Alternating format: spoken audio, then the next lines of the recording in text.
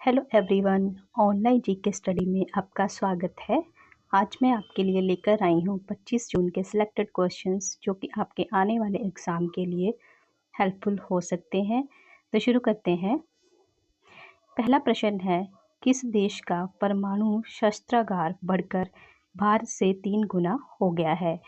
तो ये हो गया है ऑप्शन नंबर ए, चीन देश का। तो चीन देश का जो है परमाणु शस्त्रागार बढ़कर भारत से 3 गुना हो गया है। Stockholm International Peace Research Institute यानी सिप्री के अनुसार चीन ने अपने परमाणु वारहेड की संख्या में काफ़ी वृद्धि की है, जो 2023 में 410 से बढ़कर इस साल की शुरुआत में 500 हो गई है, जिससे यह वैश्विक रूप से सबसे तेज़ी से बढ़ने वाला परमाणु शक्ति बन रहा है। अब हम चीन से रिलेटेड और करंट अफेयर देख लेते हैं। चीन के वैज्ञानिकों ने सौर ग्रहण का नया पैटर्न खोजा है। भारत सरकार चीन की सीमा पर सड़क बनाने के लिए प्रति किलोमीटर 2 करोड़ रुपए खर्च करेगी। चीन ने जू फेडहोंग को भारत में अपना नया राजदूत नियुक्त किया है। चीन ने थॉमस और उबेर कप बैडमिंटन खिताब जीता है। चीन ने अपने स्पेसक्राफ्ट शेनजोंग 18 को लॉन्च किया है। तो ये थे चीन के हाल ही में कुछ उपलब्धियों के बारे में। अगला प्रश्न देखते हैं। UNHCR ने किसे अपना नया गुडविल एम्बेसडर बनाया है? तो ये बनाया है, ये एक्टर है, ऑप्शन नंबर ए, थियो जेम्स। तो UNHCR ने अपना नया गुडविल थियो जेम्स को बनाया है। संयुक्त राष्ट्रीय शरणार्थी उच्चायुक्त यानी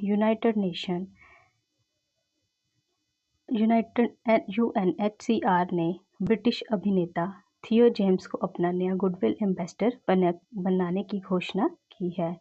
यह नियुक्ति दुनिया भर में विस्थापित लोगों की आवाज़ को बुलंद करने की दिशा में एक महत्वपूर्ण कदम को दर्शाती है। तो आपको ये याद रखना है कि संयुक्त राष्ट्र शरणार्थी उच्चायुक्त का नया गुडविल एम्बेसडर ब्रिटिश अभिनेता थियो जेम्स को बनाया गया है। अगला प्रश्न है, हाल ही में किसने अधिकतम पवन ऊर्जा स्थापित क्षमता के लिए पुरस्कार जीता है? तो ये जीता है ऑप्शन नंबर सी, गुजरात राज्य ने। तो गुजरात राज्य ने सबसे अधिक पवन ऊर्जा को स्थापित करने की क्षमता के लिए पुरस्कार जीता है। अब हम गुजरात के रिलेटेड करंट अफेयर देख लेते हैं। गुजरात में स्थित स्मृति वन स्मारक संग्रहालय को यूनेस्को के प्रिक्स पुरस्कार के लिए चुना गया है। गुजरात सरकार ने शिखा रिफॉर्म ऑनलाइन शिक्षण मंच लॉन्च किया है। राजकोट स्टेडियम का नाम नरेंद्र शाह के नाम पर रखा जाएगा। गुजरात के फल कच्ची खरेक को GI टैग मिला है। और भारत का सबसे बड़ा थिएटर फेस्टिवल भारत रंग महोत्सव कच्छ में शुरू हुआ है। तो ये आपको गुजरात से रिलेटेड जो है करंट अफेयर के पॉइंट्स आपको याद रखने हैं। अगला प्रश्न है, ब्रिक्स गेम्स 2024 का आयोजन किस देश में किया जा रहा है? तो ये किया जा रहा है ऑप्शन नंबर बी, रूस में। तो रूस में ब्रिक्स गेम्स 2024 का आयोजन किया जा रहा है। ब्रिक्स खेलों का आयोजन रूस के काजान में 12 जून से किया जा रहा है। इन खेलों में भारतीय महिला और पुरुष टेनिस टीम ने कांस्य पदक जीत लिया है। यह एक अंतर्राष्ट्रीय बहुखेल प्रतियोगिता है जिसमें आर्थिक संघ ब्रिक्स से जुड़े देश भाग लेते हैं। तो आपको ये याद रखना है। अगला प्रश्न है, हाल ही में लोकसभा का प्रोटेम स्पीकर किसे नियुक्त किया गया है? तो ये किया गया है भर्तृहरि मेहताब को। तो भर्तृहरि मेहताब को लोकसभा का प्रोटेम स्पीकर चुना गया है। राष्ट्रपति द्रौपदी मुर्मू ने भाजपा सांसद भर्तृहरि मेहताब को 18वीं लोकसभा के लिए प्रोटेम स्पीकर नियुक्त किया है। केंद्रीय संसदीय कार्य मंत्री किरण रिजिजू ने इसकी जानकारी दी है। उन्होंने कहा है कि लोकसभा के अध्यक्ष के चुनाव तक मेहताब अध्यक्ष के कर्तव्यों का निर्वहन करेंगे। तो आपको ये याद रखना है।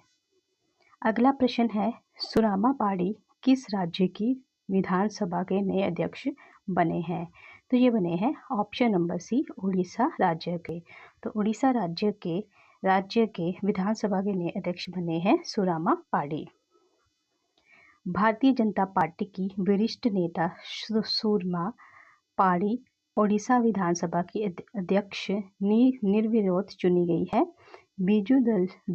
बीजू जनता दल की प्रमिला मलिक के बाद सुरमा पाड़ी ओडिशा विधानसभा की अध्यक्ष बनने वाली दूसरी महिला है।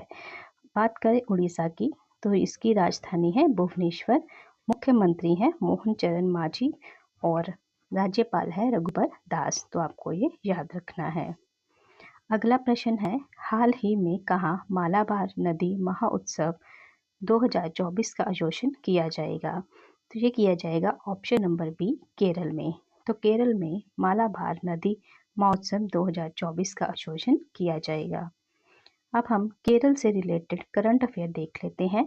केरल सरकार ने एक नई ई गवर्नेंस पहल के स्मार्ट को लॉन्च किया है। भारत की सबसे तेज सौर इलेक्ट्रिक नाव बाराकुडा केरल में लॉन्च की जाएगी। केंद्रीय मंत्री नितिन गडकरी ने केरल में लग्जरी जहाज क्लासिक इंपीरियल का शुभारंभ किया है और केरल में परुमला पेरुनल महोत्सव मनाया गया है। तो ये करंट अफेयर से रिलेटेड आपके क्वेश्चन है। करंट अफेयर से रिलेटेड कुछ फैक्ट्स हैं जो कि आपको याद रखने हैं और जो आपके केरल के करंट अफेयर हैं उस आने वाले एग्जाम है उसमें आपके लिए हेल्पफुल होंगे। अगला प्रश्न है, विश्व संगीत दिवस हर साल कब मनाया जाता है? तो विश्व संगीत दिवस यानी वर्ल्ड म्यूजिक डे हर साल ऑप्शन नंबर सी 21 जून को मनाया जाता है। विश्व संगीत दिवस हर साल 21 जून को मनाया जाता है और इस साल ये दिन शुक्रवार को मनाया जा रहा है। विश्व संगीत दिवस की अवधारणा 1981 में फ्रांस में उत्पन्न हुई थी। विश्व संगीत दिवस पर दुनिया भर में कई संगीत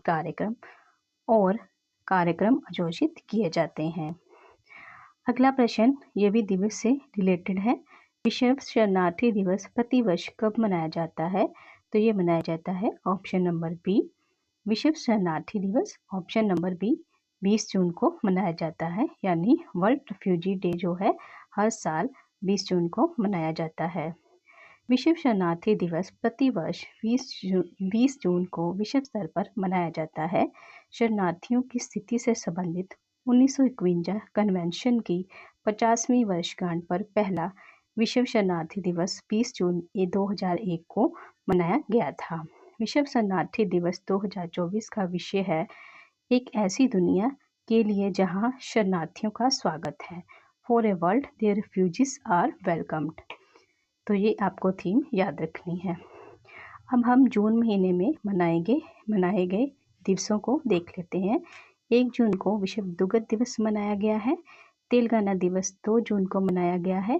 3 जून को विश्व साइकिल दिवस मनाया गया है। 4 जून को आक्रामकता के शिकार मासूम बच्चों का अंतर्राष्ट्रीय दिवस मनाया गया है। 5 जून को विश्व पर्यावरण दिवस मनाया गया है। 6 जून को संयुक्त राष्ट्र रूसी भाषा दिवस मनाया गया है। 7 जून को विश्व खाद्य सुरक्षा दिवस मनाया गया है। 8 जून को विश्व महासागर दिवस मनाया गया है। 9 जून को विश्व प्रत्यायन दिवस और अंतर्राष्ट्रीय अभिलेखाकार दिवस मनाया गया है। 13 जून को अंतर्राष्ट्रीय एल्बिनिज्म जागरूकता दिवस मनाया गया है। 12 जून को बाल श्रम निषेध दिवस मनाया गया है। 13 जून को अंतर्राष्ट्रीय अभी हमने पढ़ लिया है। 14 जून को विश्व रक्तदाता दिवस मनाया गया है। 15 जून को विश्व बुजुर्ग दुर्व्यवहार जागरूकता दिवस मनाया गया है। 16 जून को अंतर्राष्ट्रीय पारिवारिक परेशान दिवस मनाया गया है। 17 जून को विश्व मरुस्थलीय और सूखा रोकथाम दिवस मनाया गया है और 18 जून को सस्टेनेबल गैस्ट्रोनॉमी डे मनाया गया है। तो ये सारे दिवस आपको याद रखने हैं जो कि बहुत ही ज़्यादा इम्पोर्टेंट है। हाल ही में कहाँ सेना ने रिसर्च एंड रेफरल अस्पताल में एक आधुनिक त्वचा बैंक खोला है? तो ये खोला है नई दिल्ली में। तो ये सेना ने रिसर्च एंड रेफरल हॉस्पिटल में एक आधुनिक त्वचा बैंक यानी स्किन बैंक खोला है। तो ये खोला है ऑप्शन नंबर सी नई दिल्ली में। भारतीय सेना ने सेना अस्पताल में एक आधुनिक स्किन बैंक सुविधा खोलने की घोषणा की है। यह सुविधा को स्थापित करने का उद्देश्य है कि यह सशस्त्र बलों में सेना अस्पतालों में देखने वाले 3 प्रकार के रोगियों की सेवा करेंगे, जिनमें है घरेलू आग दुर्घटनाएं, बिजली की घटनाएं और केरोसिन वार्मर से होने वाली चोटों जो जवानों और अधिकारी उच्च ऊंचाई पर खुद को गर्म रखने के लिए उपयोग करते हैं। तो ये थे हमारे आज के इम्पोर्टेंट क्वेश्चन जो कि आपके आने वाले एग्जाम के लिए हेल्पफुल हो सकते हैं। मिलते हैं कल के वीडियो में। धन्यवाद।